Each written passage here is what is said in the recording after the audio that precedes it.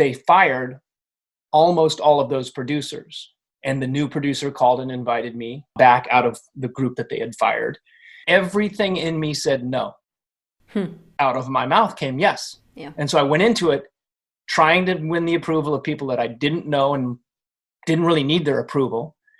The opportunity to direct was gone. There was no one there anymore that was going to fight for me. And that was the only reason I really wanted to go back. As I woke up on the ground that day, these were the things going through my mind.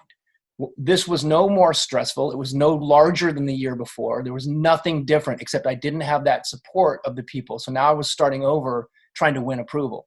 Welcome to The Practical Filmmaker, an educational podcast brought to you by the Filmmaker Institute and Sunscreen Film Festival, where industry professionals talk nuts and bolts and the steps they took to find their success today. Find the full transcripts and more at thepracticalfilmmaker.com.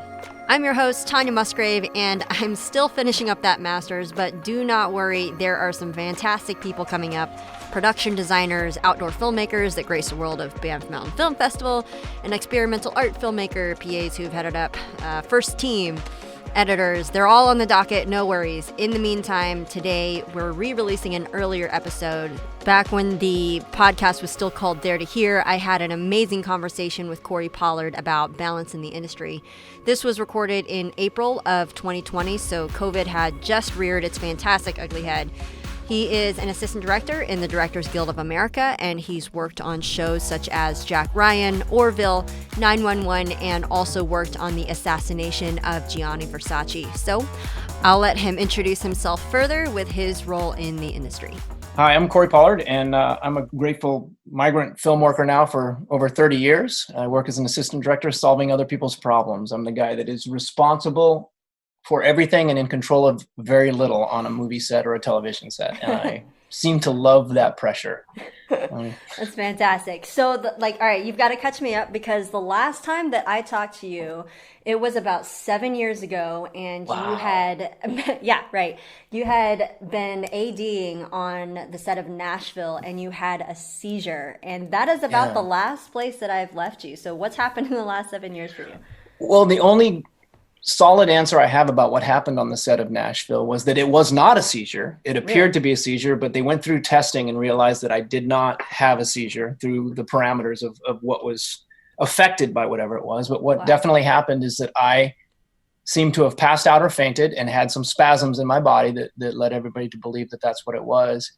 And I am discovering now, many years later, the reality that perhaps was a complete overload from being raised in the environment that I was raised in and then diving right directly into this position of responsibility in the motion picture industry as the guy responsible for everything in control of nothing. And that it was probably a stress response because I have continually put myself in these really, I'm overly responsible and have a deep need for people's approval. So I don't say no and I just deliver at whatever level. And apparently that's a very good trait as an assistant director, but not for your human psyche if you don't have the rest of your life in order. Yeah, it's easy to be exploited. So I want you to expand on that a little bit because you are writing a book now, and I was able to read the intro to it, and you had mentioned a little bit about, how you grew up and stuff, but a lot of that had involved addiction and that kind of thing. So expand. Yeah, well, basically, what's amazing to me is that you reach out to me at the time that I'm working deeply on this because of COVID. I have time every day to sit with a writer's group and just do the work. It's literally my adventure from Walla Walla, Washington as a bumpkin to ending up in the film Stand By Me as a teenager to then diving behind the camera at 18 and working my way through. And so essentially what it is sort of a Quentin Tarantino-esque non-linear timeline with the impact of these certain events that have happened in my life, because I've had so many amazing things happen in my life and then so many things that are considered trauma when they happen to you at a young age, witnessing a man jump off of a building and having my father never address that it happened, and only just in my late 40s being able to ask him the question whether or not we saw that. Being raised by him being an alcoholic and a drug addict for many years growing up. My mother growing up in an alcoholic home. None of this is their fault, but I was the recipient of the lack of life skill, the recipient of poor communication, and didn't learn how to stand up for myself. And so through that event in Nashville, it began to make me wonder, why do I say yes to everything? I had been in such an incredible position on season 1 of Nashville. I was surrounded by producers and people that I really cared about and that really cared about me. We were moving toward getting me to direct in the second season. And at the end of the time of the first season, they fired almost all of those producers. And the new producer called and invited me back out of the group that they had fired. Everything in me said no. But out of my mouth came yes. Yeah. And so I went into it trying to win the approval of people that I didn't know and didn't really need their approval. The opportunity to direct was gone. There was no one there anymore that was going to fight for me. And that was the only reason I really wanted to go back. As I woke up on the ground that day, these were the things going through my mind. This was no more stressful. It was no larger than the year before. There was nothing different, except I didn't have that support of the people. So now I was starting over trying to win approval. And that occurred to me that maybe that could be it. The doctor and I began to discuss it. And he thought, yeah, that's really nice that as a man, you could actually admit that maybe it was stress. And that was about as far as that went that year. I just went through the depression of being removed from the show, coming back to Los Angeles, and until they could prove that it wasn't a seizure, I could not drive. I thought for sure my career was going to be over, that I would never have another opportunity based on the fact that I fish flopped on a set in front of 60 people on a tech scout. But the exact opposite happened. I think you read in the intro that, so many coincidences from the moment of that event in Nashville. And I don't believe in coincidences. I literally had an experience where this was actually literally happened probably 2 days after we spoke the last time, as I'm remembering it now. My wife was freaking out. She was freaking out about the cost of an air conditioner and all these things that were coming as a result of this. And I remember saying to her on the phone, honey, it's going to be okay. There are people in the world that don't have electricity or water. We're going to be okay, even in the valley in the summertime.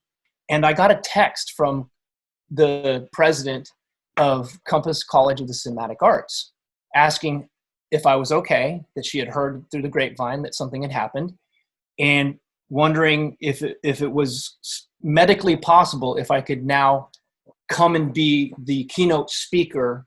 And it was a paid speaking gig. It was a really exciting thing. It's something I really enjoyed doing.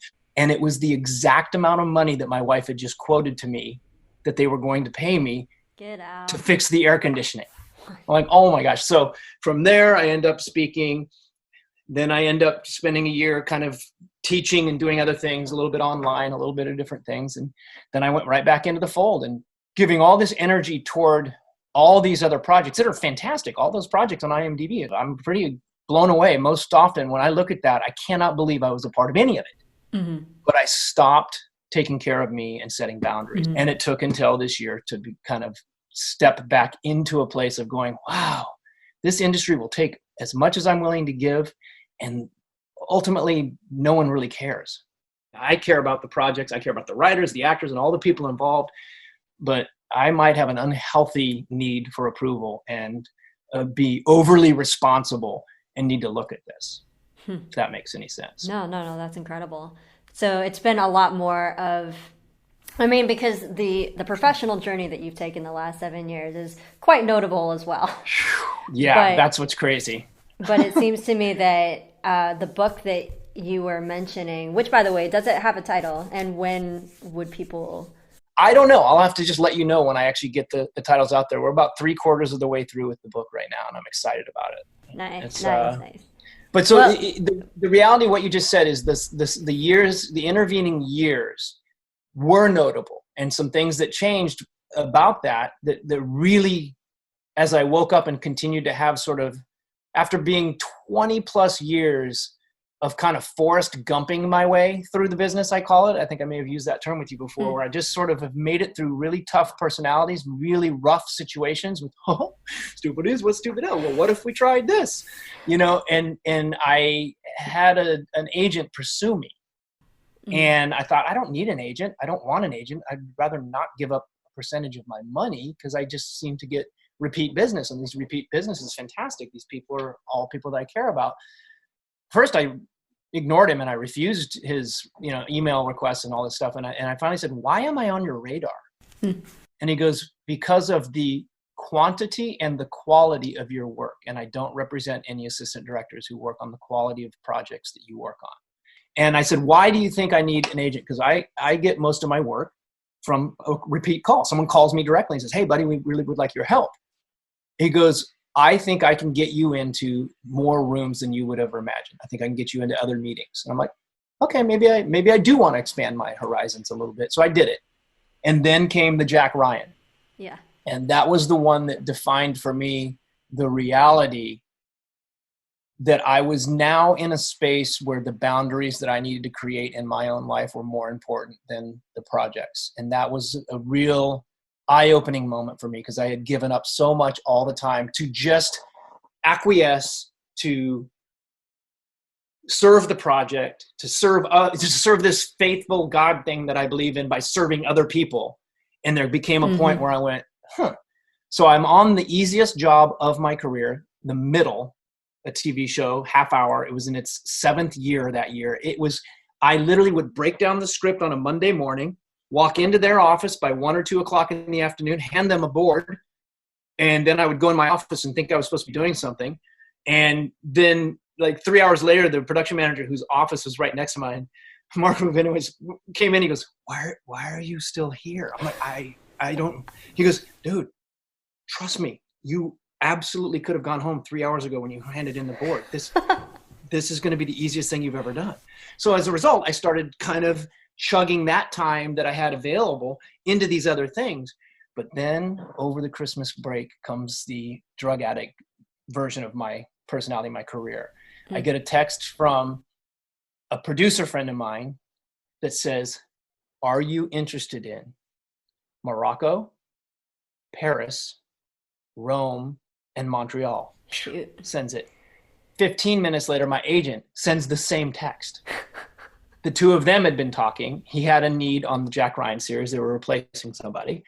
And I took my phone and I just put it up to my wife.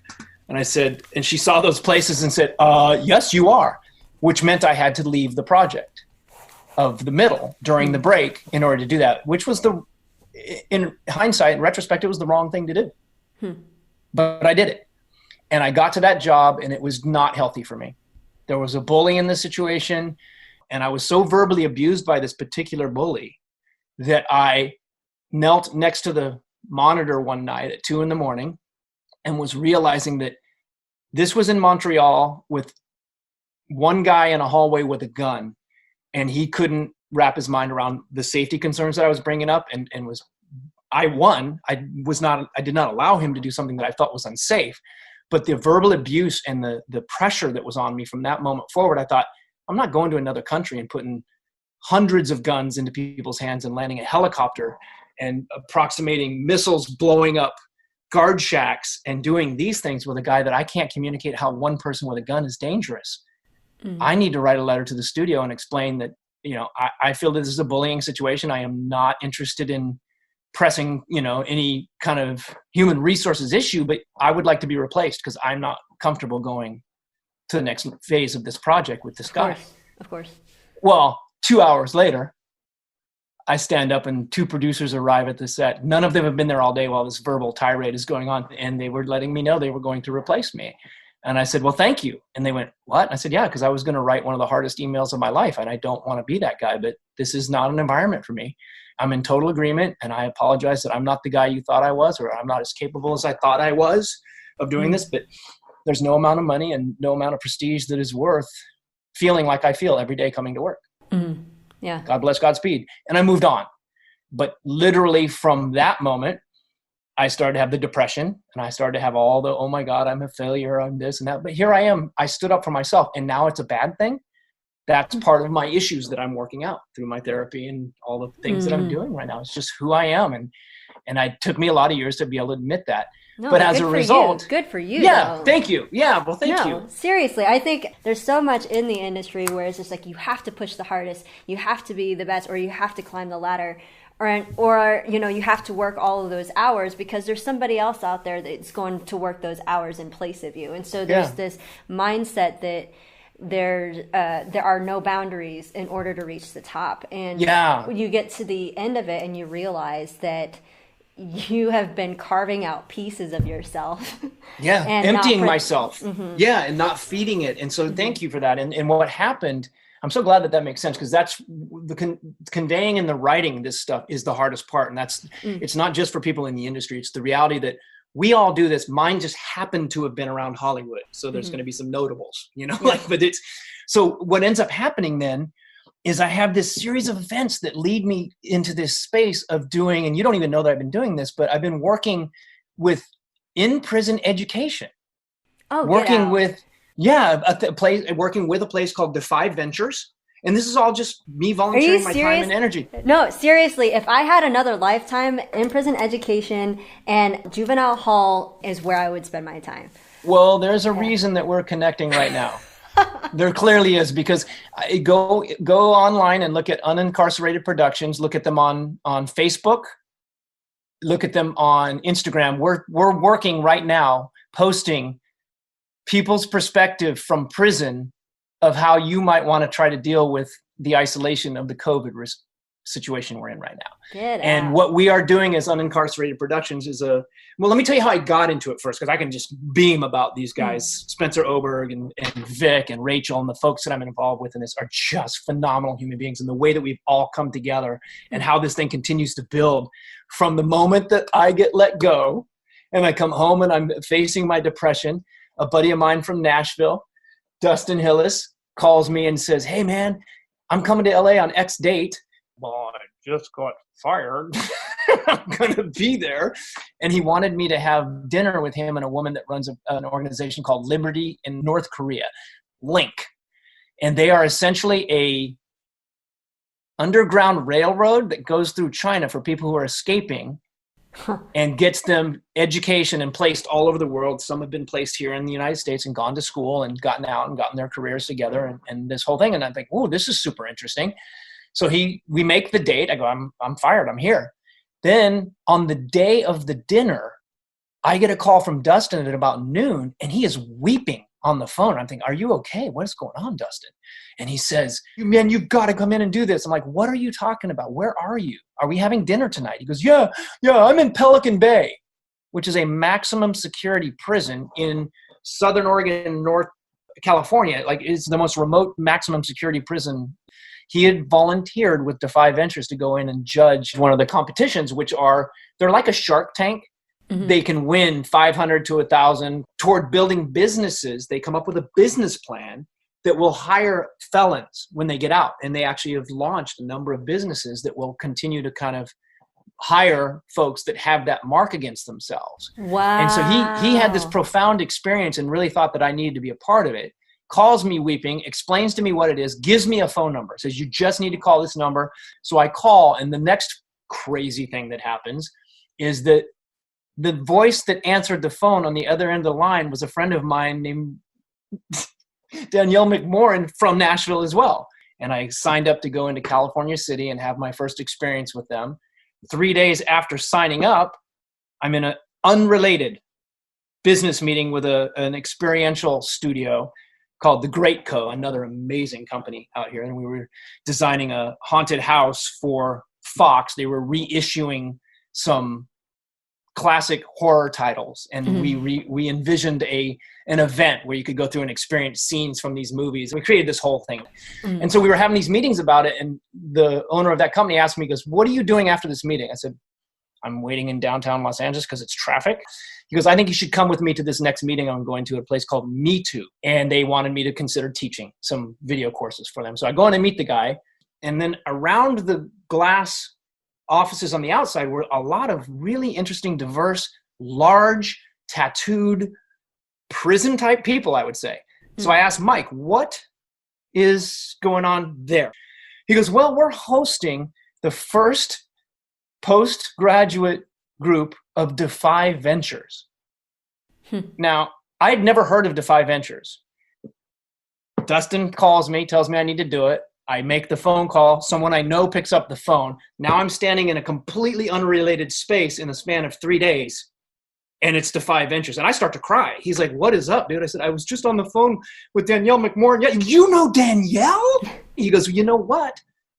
Kat Hope, the CEO, is going to be here in 2 hours, brother. I think you're supposed to be here right now. Wow. And bam, literally 3 days later, I'm sitting talking with the CEO of this organization and walking down a road that I didn't imagine, went into the prison, had some ideas. And from there, we actually licensed the Defy curriculum and we created a program up in Washington. All of this is within this year of me saying, I have no idea what's supposed to happen for me. I don't have a job in the movie business. And it just continues that way. And then I jump back into the business and nothing happened for a year. Wow. And I ended up getting my boundaries crossed again and had to literally stop and go, maybe I'm not supposed to be in this business anymore. And then COVID happened. Is that a lot? It's like a sip from the fire hose dealing with me, isn't it? Okay. So is your involvement in the industry something that you see continuing on? Or the parallel side of things that I definitely see is your passion for education? Yeah. And the two seem to be coming together. That's what's so interesting. As we were talking about, my involvement in Washington became pretty intense, and I was doing it while working on a couple of shows. And then the organization kind of got itself off to the ground where it was running well, and now it's sustaining itself and more people are getting involved. And it's working its way very slowly. It's a very painful process. And I'm still doing TV shows and I'm still doing things. I'm doing 911 season 1. I'm doing the Versace. I'm doing those other things, but I'm not feeling it. I'm just getting more and more frustrated with the boundaries that are getting crossed for me. Mm-hmm. And as those things continue to unfold, and I finally put the foot down and just go, I can't do this anymore in this way. Mm-hmm. There's a way that I think it can be done. I'm not the smartest guy in the room, but I've definitely been in this process for a long time. And I think if certain things could change, it might be possible. After I left those shows, and an executive that I've become friendly with over the last 15 years, having worked at Fox for a long time, he agreed to have a coffee with me because I just wanted to share with him that it wasn't a personal thing. It was just, that I wanted to make sure that he understood what happened and what I had gone through. So I said, here's what I've learned about myself at 50. I don't need to be in an environment where we're working 16 to 17 hours a day because there's no parameters on a particular personality that is considered the 800-pound gorilla. And I don't like the chaos of this particular project. So I think that there are toxic personalities that I can't be around anymore. And a lot of them seem to be in this kind of running of this organization because it just is who you hire.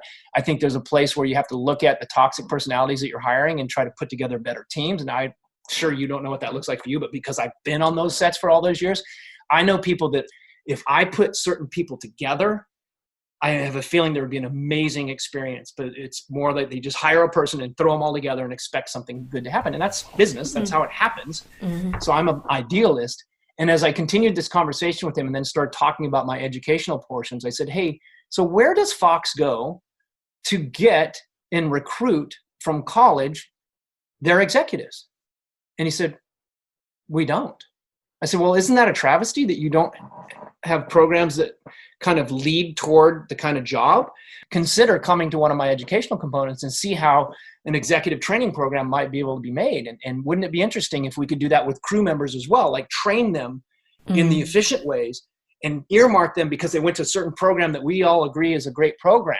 Like, I guess you could say an unaccredited trade school where... Correct. Because who needs credentials at that point where you just enter the industry? And you can do it in accredited space. You just have to figure out how to... And that's the conversations we're in with Compass College of the Cinematic Arts in Grand Rapids. And because they went, as they got into the bachelor program, they went further from the craft and from the actual trade part of it, which is the most important skill to get you in the industry. Then you can utilize all that theory and all those things you've done. So all of this to say that at the end of it, he asked me if I had ever considered becoming an executive. And I went, no, that had not crossed my mind. And we started talking about that. And then it came up to, I would probably be better served by becoming a unit production manager and a line producer first. And so I'm in these conversations with these folks at Fox, having also had the education concept, and I'm going to continue doing those things, whether I become a UPM or a line producer or an executive at Fox, no matter what. And I've realized that this is who I am. I'm not just an AD that works on a movie set and disappears for months at a time and doesn't know how to have friends. And my family suffers because I obsessively, workaholically work in that environment. that this is the package of who I am and what I can offer in anywhere. And it gave me a little confidence to go, okay, Fox may not buy it, but somebody will eventually, that this is a good idea. There are schools who are already working with me to implement workshops and week-long, and I've done a 3-week undergraduate course that eventually I think that there's going to be a place where that impacts post-COVID industry, because there's going to be such a huge need, now wrapping it back to kind of that side of it, right? That, you know, in the past, we've done strikes. We've known strikes were coming. The writers' strike that happened in 2007. People knew it was coming, and there's this green light to just flood the pipeline. So you have tons of stuff. Well, this caught most people by surprise. Yeah. And the result is that right at a time, Fox was bought by Disney, and the conversations I was in is, we are going to have opportunity for you very soon, because they are going to increase our output by 50% in 1 year and even more the following year. So that's just Fox. We have so many streaming platforms, so many different opportunities that they're green lighting things. And as a result, the issues in the industry right now, currently, prior to COVID, lack of trained staff to conduct the jobs in all the crafts, lack of real estate, studios and large space. Now that's an easy solve, because I've been involved with many practical projects where you don't have a stage. Everything you do is shooting on location, and that's great. But the reality is the business is growing so fast that there is a need for larger amounts of stage space. And that's not just the United States. It's all over the world that this is the problem. So this is a booming time, and is going to get even busier, I believe, after this period. And there's going to be a lot of unqualified people doing the work. And as we were talking about also prior to this call, this is going to be a place where they start to look at the reality that a lot of the old equipment that we've been using isn't necessary anymore, with LED lights and the, you know, high capacity chips, and using low, you know, the sensors can now take less light, but we still lug around our fossil fuels. We still lug around those because they're jobs, because because we've always done it that way, and they own all that equipment. But this is going to be a time of liquidation, change. Force majeure is going to take a lot of big 800-pound gorillas that think they're the creative masters out. We are at the precipice of a brand new Wild West in the business and in our culture. Oh yeah. This is going to change so many things. Like what we were talking about before. I mean, just little things like the Star trailers that are completely self-sustainable, that don't need Jennies. Echolux, look them up. They're amazing. Echolux is what they're called. He is amazing what he has done, Andre. Like the amount of technology that has come from a necessity of even just this particular COVID situation. But in education, the Monopoly. Yeah. The previous interview that I did was a professor who did a lot of work on Panoply, and he had connected the dots that said potentially this could reduce the amount of people on set. So with your passion in education, with your experience in the industry, where do you see your landscape changing from here, and like taking both of those into a post-COVID? Well, I'm super excited about it, because I have been grateful to be on the huge projects that I get to be a part of, and how many people are employed and make their living that way. But at the same time, there is an incredible amount of unnecessary waste of resources and confusion that happens from that. So I want to see myself as a person that, if in fact Fox does open the door for me to unit production manage, and what's beautiful about the way they're talking about that is, I'm going to do a little visual aid for you here. So the studio hands you this book and says, these are the people you can hire to rent equipment from. And then the quote comes back, and you hand the quote to the studio, and they say, we can't pay that. Yet now I'm in the middle, but I can't negotiate. The unit production managers used to go negotiate. They used to be, the UPM that you hired was the dude that had all the contacts. That's not the case anymore. So I told them that, and they said, oh, no. We're going to give you an accountant. We'll take care of all of that. We want you to be out from behind a desk solving problems. So I hope that for me, post-COVID, that I move into hopefully even smaller projects to prove these models. Because I just believe there's a more efficient way to work and an enjoyable way to work. And the pressure that I was feeling in those environments on the huge projects, and people operating in fear versus building a team, because I pride myself on trying to build a team and create a cohesive unit where everyone feels responsible for their department and wanting to help the other departments, not the battle, draw the lines, we need more guys, it's taking more money. Yeah, well, honestly, it's not just the cohesiveness of the team. It's essentially building up a holistic crew member that is mentally healthy in a way that the whole entire nature of the beast could change because people understand boundaries and say, hey, you know what? No, that's not okay. Yeah. Where I am sacrificing so much more of myself. Correct. And when you create that base level of mental and emotional health, it's something that can change so much more than just... No, it is. Yeah. And what's so interesting that you say that is I have been noting that exact change in basically your generation and the generation under you that are coming in the industry, where when they told us on 911 on a Thursday or a Friday, you're going to be working on Saturday or Sunday, a lot of people just go, okay, that's what we're doing. This younger generation started to teach me, like, dude, you're crazy. You just keep doing what they're telling you to do without questioning. What is wrong with you? You're a pretty cool guy. You're pretty aware. And you go, oh, this can change. So I'm glad that you see that as well, because I really believe it's going to take people like you and podcasts like this and people that are reaching toward this industry to hear someone's experience like mine, which I hope comes up very clearly in the book, is what you just said is exactly the intention behind what I'm writing, is to go just lay it out there, warts and all, embarrassing things and all that I've stupidly done, and go, now, how does this apply to you in the insurance office? How does this apply to you, working at the hospital? You, wherever you are, we all need those healthy boundaries. And at the same time, creating a loyalty to the organization that says, oh, God, yeah, cover yourself. Bring somebody else in. We love you. We want you back. But there's such a fear that you're going to get replaced. Yeah. And I today am comfortable in saying, I don't care. So a lot of what you've been talking about is this post-COVID, hopefully this will happen and this is what I can see happening. So I want to see presently, I want to see what your present is looking like. How has it affected your day-to-day? Because I know that a lot of my friends are actually non-union. And so they aren't being taken care of necessarily. And I don't know, are you being taken care of? No, they are advising us on what are possible ways of us being supported through unemployment and all those things, which has always been disastrous for people in the industry who are in the union, because I get residuals. It sounds like a big deal. 50 cents, $2, $100 for a big price, like these checks that come quarterly. And those have constantly disrupted unemployment for me to the point where I have just stopped trying to do it.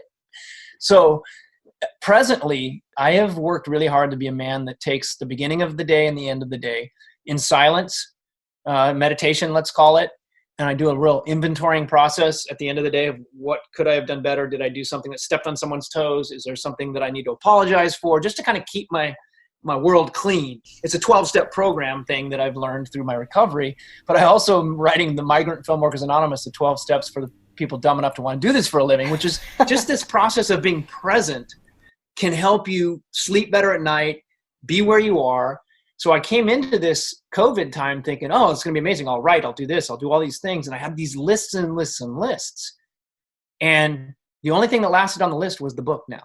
There were scripts, there were all these things that I was going to do. And as each day has unfolded, I'm putting less and less on my plate to get done for something that I think is going to affect after COVID. And I'm being more present to what is happening today in my home with my 19-year-old daughter who's home from college and taking general ed courses online right now. Being available to my wife, who up to this point is an influencer. She's got 30,000 followers on a thing called We Are Midlife, and figuring out how she can realistically engage in this environment, because she's got advertisers sending her products that just, she goes, it's inappropriate right now.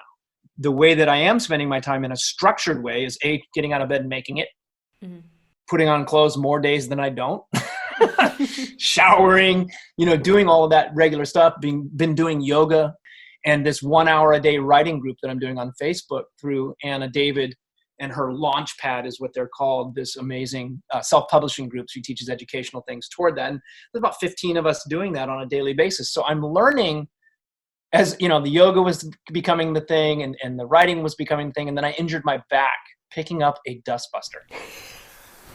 Literally had a spasm. I haven't had a back problem in, I don't know, 10 or 12 years, haven't had anything. So suddenly I couldn't even do the yoga. So presently I am working at being present and not obsessively writing 10 hours a day, but spending 1 hour, and then maybe I'll get an additional hour if it's super inspirational at that point. Then I'm unplugging from my self-centeredness and trying to be available for my daughter if she needs help. College courses, I didn't go, but I'll try to help you any way I can. Cooking, maintaining the house, keeping routine, and just being present, and going to have to accept the world that comes out of this when it comes out, because no one knows. It's unprecedented. Exactly. You can sit here and theorize all you want. Exactly. Yeah.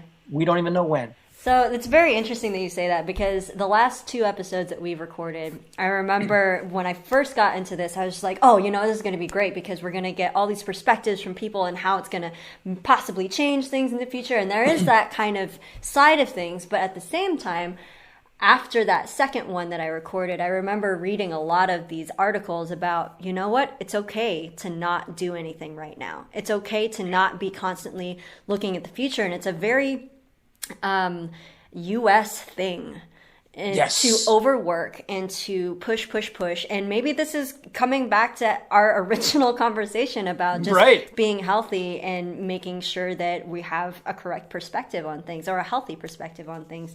And so I was curious then, with that balance, where do you think that it is best for artists to position themselves right now? Well, I really think that, especially in the entertainment, motion picture, television realm, and the need for good content.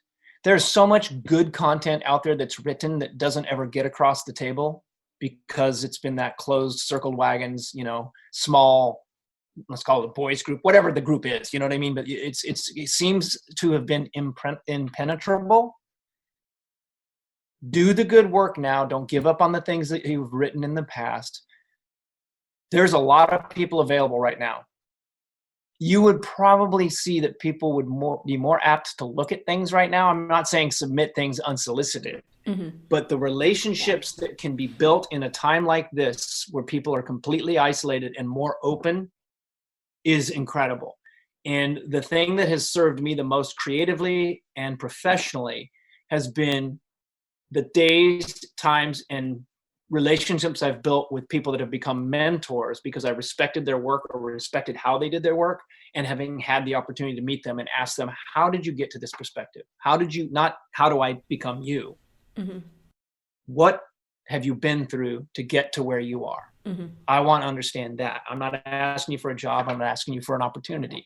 So with that in mind, any creative person who's got somebody that's inspired them, has lit their passion, I would work at trying to just reach out and not be creepy, because I have a feeling you might have a chance to extend, you know. I think your previous guests actually said a very similar thing, and I thought it was really apropos, the reality of how many people are sitting talent-wise,